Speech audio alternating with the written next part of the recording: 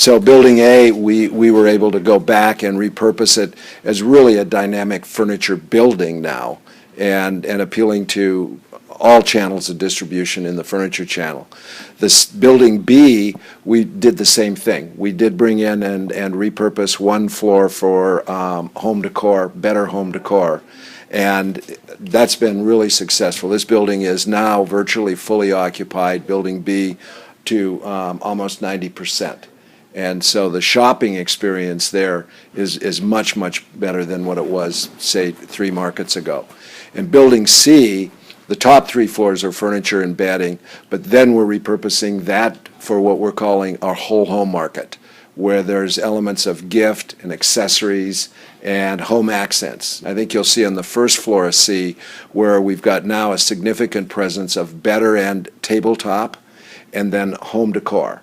And there are 3 new floors that we launched, that C1, C4, which are better home decor and accessories, and C10, which is the start of a more lifestyle-oriented floor. And we're seeing in the United States a real change in retail, and that there's a growth. The big retailers, Costco, Walmart, the great big furniture companies, they're still powerful and they're gaining market share. But to compete against them, there's a lot of the start of these lifestyle stores that you can't look at them and say that's a furniture store anymore, because they're carrying all elements of things for the home. And so we see an opportunity in Las Vegas here to have really the only whole home market in North America. Obviously, we're the second largest furniture market in the United States and in North America, or the Western Hemisphere for that matter. And our presence in High Point, which is the largest one, is the largest presence of anyone there. But to expand that with all these other categories makes, we think, for a real full and unique shopping experience.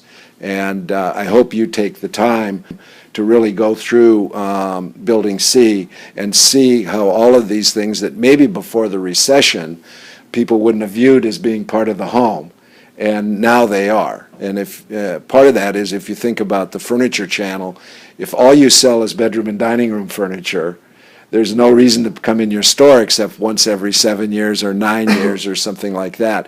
By adding all of these other elements, you're bringing in shoppers on a year-round basis and more frequently. Also, under Scott and Karen's leadership, put together a call center and highly trained group of people that can contact with one-on-one phone conversations buyers. And it's got a capacity of making over 100,000 telephone calls to buyers. I think we within our startup phase, about 25,000. We called 40,000. 40. And so, and a lot of that was focused on these new gift categories and home decor categories. We know that we've got 4,000 new buyers who hadn't been here before coming as a result of that effort. But as we look at that as a really a unique competitive opportunity, because we can now explain one-on-one the changes out of the Las Vegas market. So for people that haven't been, in the last 2 or 3 years, we can easily say, look, this is a whole different experience. Also, in that home decor furnishings world outside of core furniture, the economy is much more vibrant in the United States. Smaller ticket prices, people able to buy things for their home, a little less expensive than a major investment in bedroom and dining room. The bedroom and dining room categories, we're seeing a little bit of growth. We'd expect more growth with the housing rebound, but it's been just what I would call solid. We still think there's this gigantic pent-up demand for housing that as soon as that really starts going, the furniture side of our business will really pick back up. And I think that'll be a real opportunity for people that want to export to the United States, because it would have been pretty tough in the middle of the recession to get any traction if you're trying to be a new business coming to do business in the U.S. I think that's changed. I think there's going to be, who knows, 5 to 7 to 10 years of really a great economy based on the growth in housing here. I think High Point, of course, has a 100-year history and is really viewed in, I think, North America as the home of the home furnishings industry. There's not a presence of the gift market there.